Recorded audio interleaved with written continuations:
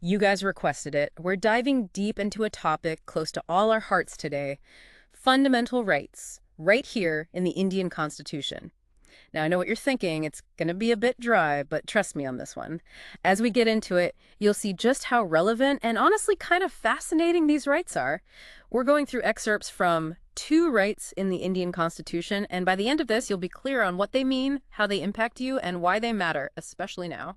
Yeah, it's not just some dusty old legal jargon, What's really cool about a country's constitution is that it doesn't just lay out like how the government works, but it also goes deep into the values a nation holds, right? It's like think of it like a warranty card for citizens. Ooh, I like that. A warranty card for citizens. It's a guarantee that no matter what, certain core principles will always be protected. Okay, so if the Constitution's the warranty card, then these fundamental rights, they're like the fine print, right? They're there to protect us, the citizens of India. Exactly. And you know what makes these rights truly fundamental?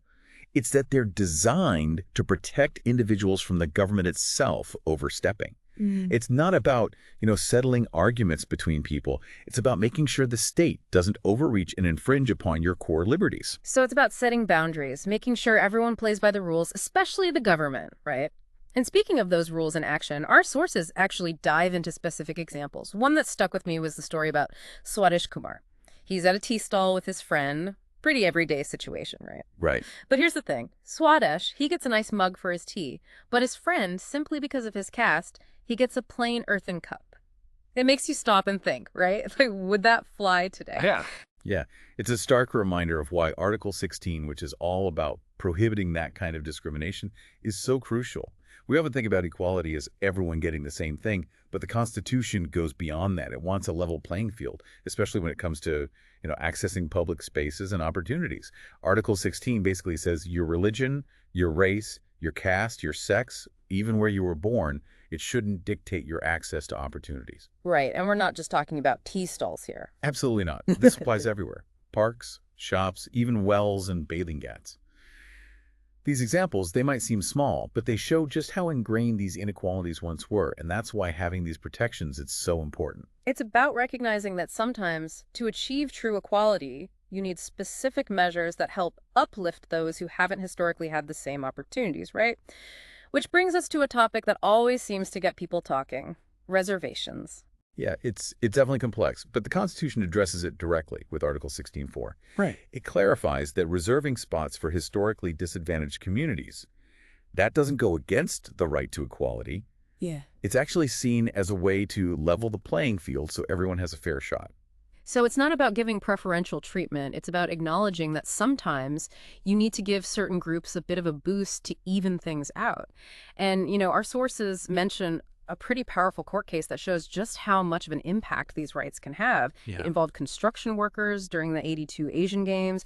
They were prepping for that, and they were getting paid less than minimum wage, working in terrible conditions. Oh, I remember reading about this. This case is a perfect example of these fundamental rights actually working. Yeah. So thankfully, a group of social scientists, they saw this injustice and took it to the Supreme Court.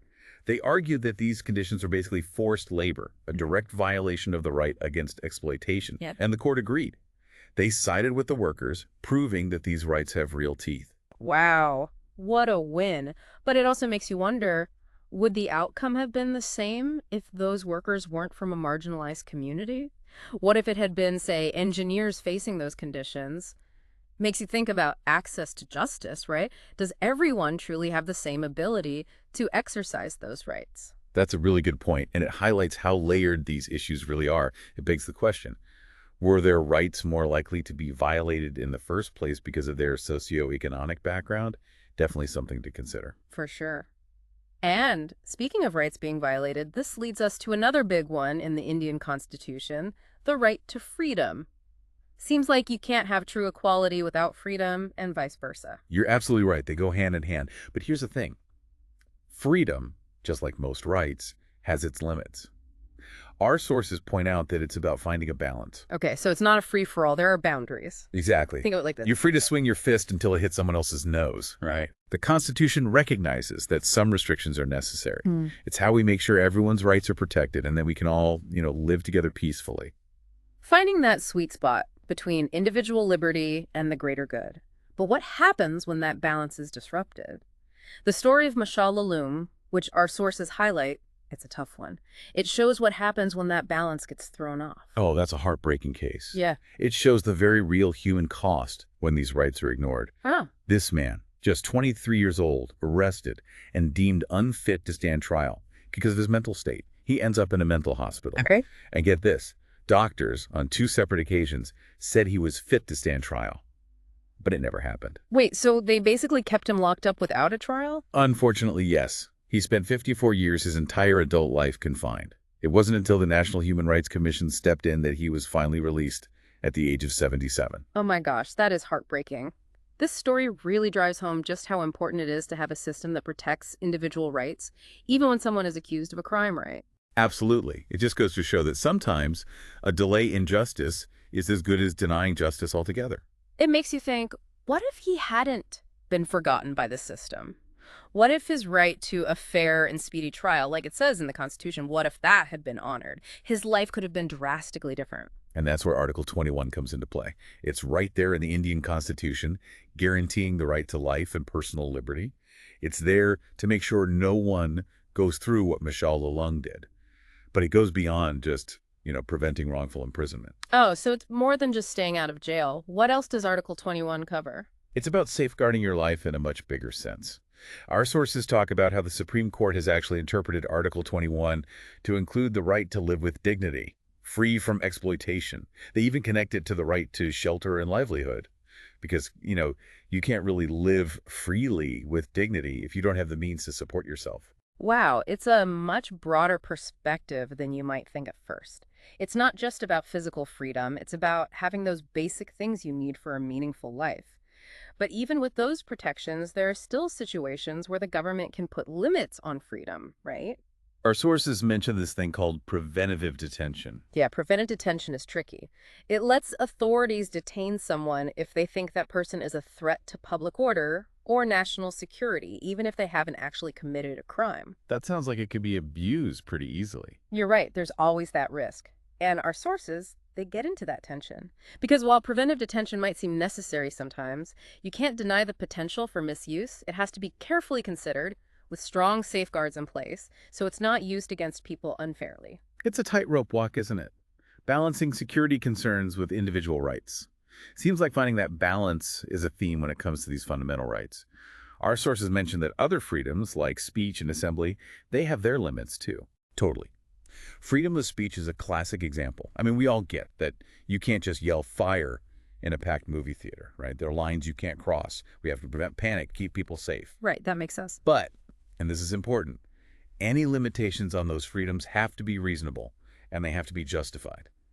It's always a discussion, where do we draw that line? Look at what's happening these days with all the controversy around online hate speech. It brings up that same question. Where does free speech end, and where does harm begin? That's a really good point. These issues, they haven't gone away. They're just as relevant today as they were back when the Constitution was written. But let's bring it back to the individual. What happens when someone's accused of something? It's easy to jump to conclusions. Our sources really stress the whole innocent until proven guilty idea. That principle, it's at the core of a just system. And to make sure everyone is treated fairly, the Constitution has built-in protections for the accused. Like there's this concept of no double jeopardy.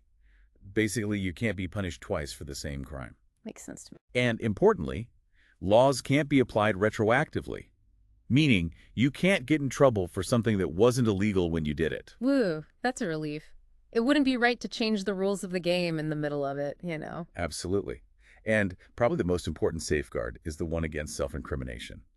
You can't be forced to testify against yourself. This protects due process and prevents people from being coerced during an investigation. Like a shield, right. Protecting yourself from being pressured into confessing to something you didn't do. Exactly. Speaking of protection, let's move on to the right against exploitation. Our sources don't shy away from some of the tough stuff, like what many vulnerable people in India deal with, forced labor, human trafficking. It's good to see the Constitution taking a strong stand against this. For sure. The Constitution straight up bans any kind of forced labor, including things like Big R and any form of human trafficking. And to protect kids, it specifically prohibits employing children under 14 in any hazardous job. No more kids working in dangerous places like mines or factories. Exactly. These protections are about making sure that everyone, especially those most vulnerable to being exploited, have some basic safeguards. It makes you realize that these rights are all connected. Like the right to education, which is now a fundamental right for children, that plays a huge role in stopping child labor. You got it. These rights work together to build a more just and fair society. And that leads us to another key right, freedom of religion. That's always a hot topic, especially in a diverse nation like India. It's interesting how our sources highlight this right as a sign of a true democracy. It's not just about having a religion, it's the freedom to choose any religion, or even no religion at all. It's about respecting individual conscience. The state shouldn't force any belief system on you. But, just like we talked about, it's not without limits. The government can put restrictions in place, within reason, of course, to protect public order, morality, and health. There's that balance again, right? Protecting individual beliefs while also thinking about the needs of society as a whole. Our sources also mention some of the issues that pop up around freedom of religion, especially when it comes to conversion.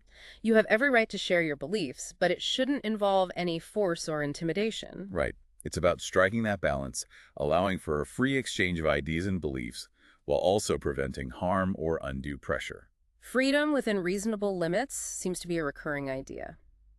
Now let's talk about something I find super interesting: cultural and educational rights. India is this incredible mix of cultures, languages, religions. It's beautiful. And it's amazing to see the Constitution celebrating this diversity. It gets it. It recognizes that being able to embrace and protect your cultural identity is so important, and it goes beyond just religious minorities. Linguistic and cultural minorities, they also have the right to preserve and develop their own unique heritage. And that's where schools come in. Our sources point out that minorities have the right to establish and run their own educational institutions. That way they can keep their language, their script, their traditions alive. It's about making sure these communities have the means and the freedom to pass down their heritage to the next generation. So crucial. But it's not just about having the right to set up these institutions, right? Our sources say that the government can't discriminate against minority-run schools when it comes to funding. 100%. It's about a level playing field in education.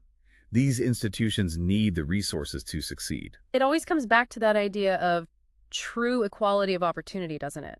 But what happens when these rights, even though they're clearly defined, what if they're violated? That's where the right to constitutional remedies comes in. Our sources call this the heart and soul of the Constitution. Sounds pretty major. It is. It's what gives those rights teeth. It lets citizens go directly to the high courts or the Supreme Court if they think their fundamental rights have been violated. So you have a direct line to the highest courts in the land if you feel like your rights are being trampled on. Exactly. This isn't just some idealistic list. It's a system designed to make sure those ideals actually happen. And that's where these things called writs come in. Writs? Yeah, they're legal tools, basically. And one of the most powerful is habeas corpus. This writ is huge for challenging unlawful detention, like what happened with Michelle Lalong. It lets someone demand that a person who's being held be brought in front of a court. That way the court can decide if they're being detained legally. So with Michelle Alung, someone could have used habeas corpus to challenge his detention way earlier. You got it. It's kind of amazing to think about how powerful this one writ is and how it can be used to protect someone's freedom.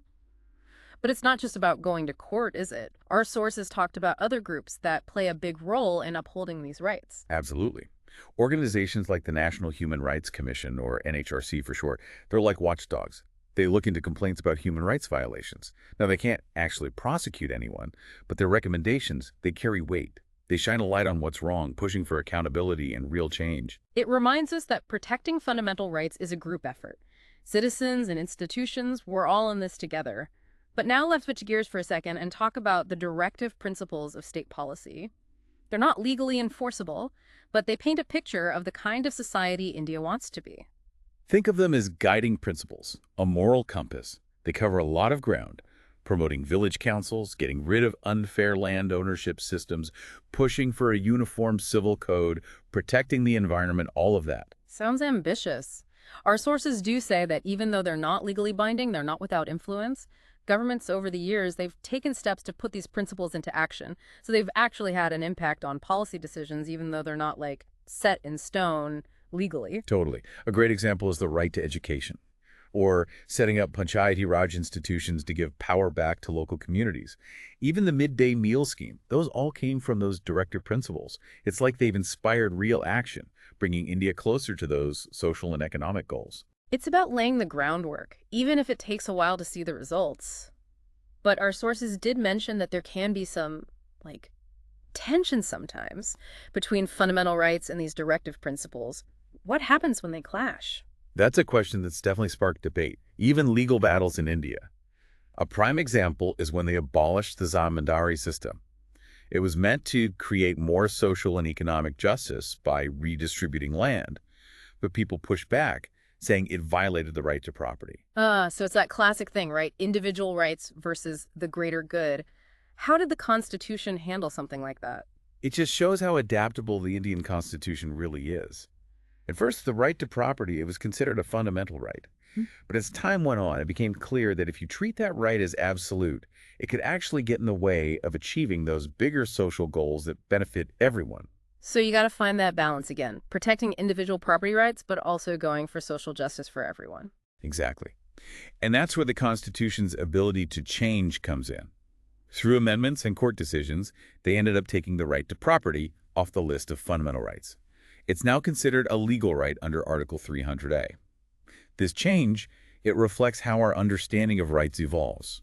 Sometimes you have to make adjustments to create a fairer society for everyone. A good reminder that the Constitution, it's not some dusty old document, right? It's a living thing. It changes as the people and the times change. Absolutely. And during this whole process of interpreting and adapting, the judiciary, the courts, they've played such a crucial role. They're like the guardians of these rights. The courts have always emphasized the importance of a just and equitable society, even when it means rethinking the way things have always been done. It shows how we're all part of this big experiment, democracy. It's not enough to just know your rights. We have to actively participate, help shape how they're understood, and put into practice. And that brings us to that thought-provoking exercise from our sources. Yeah. Remember that activity where we were asked to write a petition to the Supreme Court? We were speaking on behalf of people experiencing homelessness. Oh, yeah. That was powerful. It showed how these rights, they apply to everyone, no matter their situation. It's easy to forget sometimes that millions of people are facing such difficult challenges. Denied basic necessities, lack of access to health care, even their right to vote is jeopardized because of their circumstances. It reminds us that fundamental rights aren't just some abstract ideas stuck in a textbook. They have a real impact, and everyone, regardless of their background, deserves to have their dignity, their basic rights protected. And that's where you come in, dear listener. Understanding your fundamental rights, which we've done today, that's a huge first step. But the real power comes from actually using them, questioning injustice, holding those in power accountable. Become an active participant in shaping a more just and equitable India. Stay informed, stay engaged, and never be afraid to speak up for what you believe in. Because when it comes down to it, a democracy thrives when its citizens actively protect its values. Beautifully said. And on that empowering note, we wrap up our deep dive into the Indian Constitution. Remember, your rights are your power. Use them wisely, use them bravely, and let's create a future where everyone's rights are respected and protected.